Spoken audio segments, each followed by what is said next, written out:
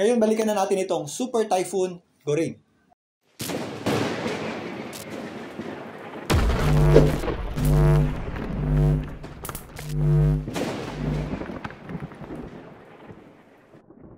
Welcome po muli sa Philippine Weather Trivia. Again, para po sa mga bago sa channel na to, ako nga pala si Alvin Pura, isang meteorologist at ang inyong weather tito. Gaya ng inaasahan, kaninang umaga, tinaas na ng pag-asa sa Super Typhoon category ang Bagyong Goring. Sa kasalukuyan, napanatili po nito ang kanyang lakas. Ito nga po ay nasa Super Typhoon category na may lakas na hangin na umaabot sa 185 km per hour malapit sa kanyang gitna, at kung minsan may mga pagbugsong umaabot sa halos 230 km per hour. Meron po itong radius na nasa 250 kilometers na lawa. Kaya kahit nasa dagat po ito, sako po ng kanyang panglabas na kaulapan ang malaking bahagi ng Northern Luzon at ilang bahagi ng Central Luzon. Ang mata o sentro ng Bagyong Goring ay huling namata ng pag-asa sa layong 90 kilometers east-northeast ng Kasiguran, Aurora. Yung mata nga po niyan ay nandito sa dagat. Salukuyan pong kumikilos pa southward o pababa ang Bagyong Goring. At inaasahan nga natin na patuloy po yung kikilos pababa hanggang sa kumilos po yan pa southeastward.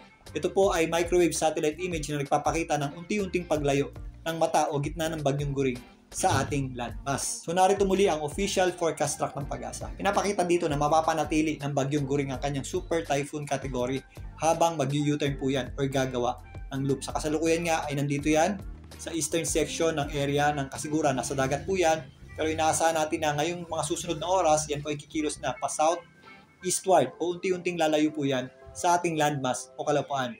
Bukas, yan po ay posibleng mag-recurve na or kumilos na pataas hanggang sa darating na Lunes. Sa darating na Tuesday, ang Bagyong Goring po ay posible nang umakyat o kumilos pa northwestward pabalik dito sa dati niyang kinalalagyan. So magkakaroon po yan ng posibleng loop at bumalik na nga yan dito sa extreme Northern Luzon. Again, ito po yung ating cone of probability o circle of uncertainty. So hindi po natin inaalis ang possibility na ang Bagyong Goring ay sumabit o sumaya dito sa mga isla ng extreme Northern Luzon, maging dito sa area ng Batanes. Sa kasalukuyan, ito pong area ng color red ay hagi po ang ilang bahagi ng Aurora at Isabela area. Kaya mag-ingat po tayo dyan sa mga possible effects ng mga malalakas na bugso ng hangin dulot mismo nitong Bagyong Goring.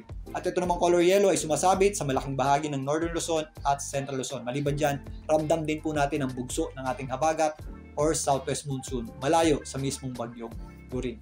Ngayon, balikan natin itong ating satellite image. Kasalukuyan pong binabaybay ng Bagyong Goring itong eastern section ng Isabela, Aurora area. Yung mata o gitna po niyan ay nandito sa dagat. Pero yung kanyang radius, pasok po dyan ang malaking bahagi ng Northern Luzon at Central Luzon. Asahan pa rin po natin ang masungit na panahon, pabugso-bugsong hangin at kung minsan may kasamang heavy to intense at kung minsan torrential rains pa dito po sa area ng Isabela. Ito po yung general area na medyo malapit sa Bagyong Goring. Heavy to intense rains din ang ating naasahan dito po sa mainland Cagayan. Kasama na po dyan ang hilagang bahagi ng Aurora. May malalakas na pag-ulan din tayong aasahan at kung minsan may kasamang pabugso-bugsong hangin dito po sa area ng Benguet, Abra, Apayao, maging dito sa malaking bahagi ng Ilocos region. Kasama na po dyan ang area ng La Union. Scattered o kalat-kalat na pag-ulan naman ang ating posibleng maranasan dito po sa ilang bahagi ng extreme Northern Luzon. Samantalang, ito pong panglabas na kaulapan ng Bagyong Goring at yung ating habagat or southwest monsoon ay nagdadala naman ng maulap na panahon na may kasamang pabugso-bugsong hangin din dito po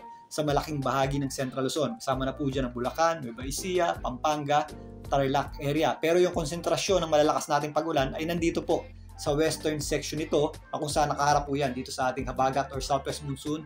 Ito pong mga probinsya ng Zambales at area ng Bataan. Dito sa Metro Manila, patuloy po tayong makakaranas ng maulap na panahon, may kasamang pabugso-bugsong hangin at kung minsan ay pabugso-bugsong pag-ulan din. Ganun din po ang ating aasahang panahon dito po sa area ng Calabarzon at Mimaropa. At again, yung ating konsentrasyon ng mga pag-ulan dito sa Mimaropa area ay nandito po sa area ng Mindoro, kasama na po dyan ang Palawan. Posible rin po yung mga scattered o kalat-kalat na pag-ulan dito sa western section ng Visayas, umaabot din po dyan yung extent ng ating habagat or southwest monsoon. Ganun din po ang ating aasahang panahon dyan po sa may Zamboanga Peninsula. Bukas, dahil nga kikilos pa eastward o palayo sa kalupaan ang Bagyong Goring, relatively mababawasan po yung ating mga pag-ulan dito sa hilagang bahagi ng Luzon. Pero magiging maulap pa rin ang panahon natin at posible pa rin yung malalakas na pag-ulan dito sa mainland Cagayan, Isabela at hilagang bahagi ng Aurora. Dahil sasabit pa rin po yung kanyang panglabas na kaulapan dyan po sa mga area na yan. Ramdam pa rin ang inflow ng hangin na hinihila ng Bagyong Goring dito po sa Ilocos region, La Union, Pangasinan area. Posible po yung mga scattered o kalat-kalat na pag-ulan. Ganun din po ang ating aasang panahon dito po sa mga kabundukan ng Cordillera. Samantalang patuloy pong papalakasin ng Bagyong Guring ang habagat or southwest monsoon na siya pong nagdadala ng maulap na panahon dito po sa malaking bahagi ng Central Luzon. Particularly dito sa western section nito, ang area ng Zambales at Bataan. Magpapatuloy din ang epekto ng habagat dito sa Metro Manila bukas, kaya sa mga uuwi galing biyahe, mag-ingat po tayo sa mga posibleng pag-ulan at pabugso-bugsong hangin. Ramdam pa rin ang habagat sa malaking bahagi ng Bicol Region, Calabarzon area at Mimaropa area. Minsan, meron tayong mararanasang mga pag-ulan. At again, yung ating konsentrasyon ng malalakas na pag-ulan ay nandito sa western section ng Mimaropa area. Yan po ang hilagang bahagi ng Palawan at area ng Mindoro. Samantalang dahil nga mas mababa na at mas malayo ang Bagyong Guring, yung extent ng kanyang habagat or southwest monsoon ay mas madadagdagan din. Posible pa rin yung mga scattered o kalat-kalat na pag-ulan dito sa western section ng Visayas, maging dito sa central portion ng Visayas, kasama na rin po dyan ang Zamboanga Peninsula at hilagang bahagi ng Mindanao. So again, although lumalayo ng unti-unti ang Bagyong Guring, magpapatuloy po ang epekto ng habagat or southwest monsoon sa malaking bahagi ng ating bansa, particularly sa western section nito. Kaya mag-ingat po tayo sa mga possible effects again ng habagat at ng ating southwest monsoon. Maliban dyan, ito pong Bagyong Guring ay mag-U-turn nga at magkakaroon ng loop at maaari po yan bumalik dito sa eastern section ng extreme northern Luzon. So may possibility pa po yan bumalik o sumabit dito sa mga isla sa extreme northern Luzon. Pagandaan din po natin yan.